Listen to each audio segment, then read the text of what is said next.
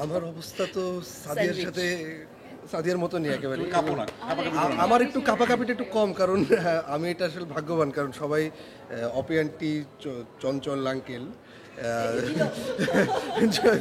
আমাকে আবার কি বলিস না? মানে জয়া জয়া। জয়া স্যার, আমাকে কিন্তু জয়া বলে, হ্যাঁ আমার মানে আমারও নাম ধরে ডাকে কিন্তু এখন বলছে আঙ্কেল। মানে একটু একটু তারিক আঙ্কেল, দিনার আঙ্কেল, তারিম আঙ্কেল, সবার সাথে আঙ্কেল বলে দাদু বলে তারিক দাদু, তারিক দাদু। না, তো আমার হচ্ছে এই দিক থেকে একটু একটু আমি অ্যাডভান্টেজ ছিল, কিন্তু তারপরেও যখন তারা এতটাই এক্সপিরিয়েন্সড অ্যাক্টার, বান্ডেল থাকলে প্রতি সেনমানিতে টাকা বাঁচবে। বিকাশ সেনমানি বান্ডিল কিনে জিতুন প্রতি লেনদেনে।